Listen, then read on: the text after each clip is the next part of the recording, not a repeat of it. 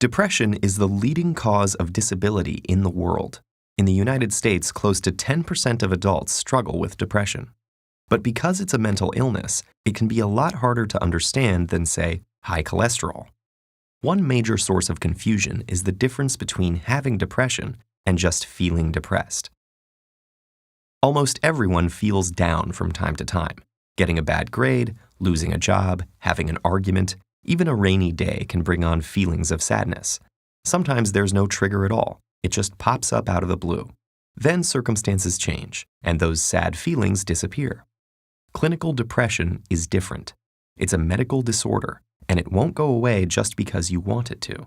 It lingers for at least 2 consecutive weeks and significantly interferes with one's ability to work, play, or love.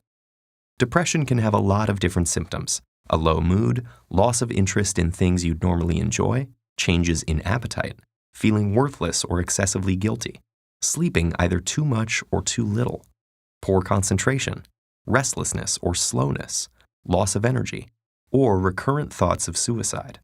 If you have at least 5 of those symptoms, according to psychiatric guidelines, you qualify for a diagnosis of depression. And it's not just behavioral symptoms. Depression has physical manifestations inside the brain. First of all, there are changes that could be seen with the naked eye and X-ray vision. These include smaller frontal lobes and hippocampal volumes. On a more micro scale, depression is associated with a few things: the abnormal transmission or depletion of certain neurotransmitters, especially serotonin, norepinephrine, and dopamine, blunted circadian rhythms, or specific changes in the REM and slow wave parts of your sleep cycle, and hormone abnormalities, such as high cortisol and deregulation of thyroid hormones. But neuroscientists still don't have a complete picture of what causes depression. It seems to have to do with a complex interaction between genes and environment, but we don't have a diagnostic tool that can accurately predict where or when it will show up. And because depression's symptoms are intangible, it's hard to know who might look fine but is actually struggling. According to the National Institute of Mental Health, it takes the average person suffering with a mental illness over 10 years to ask for help. But there are very effective treatments. Medications and therapy complement each other to boost brain chemicals.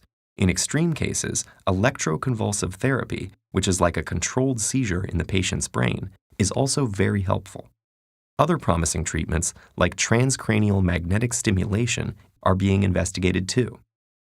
So if you know someone struggling with depression, encourage them, gently, to seek out some of these options. You might even offer to help with specific tasks, like looking up therapists in the area or making a list of questions to ask a doctor. To someone with depression, these first steps can seem insurmountable. If they feel guilty or ashamed, point out that depression is a medical condition, just like asthma or diabetes. It's not a weakness or a personality trait, and they shouldn't expect themselves to just get over it, any more than they could will themselves to get over a broken arm. If you haven't experienced depression yourself, avoid comparing it to times you've felt down. Comparing what they're experiencing to normal temporary feelings of sadness can make them feel guilty for struggling. Even just talking about depression openly can help. For example, research shows that asking someone about suicidal thoughts actually reduces their suicide risk. Open conversations about mental illness help erode stigma and make it easier for people to ask for help. And the more patients seek treatment, the more scientists will learn about depression, and the better the treatments will get.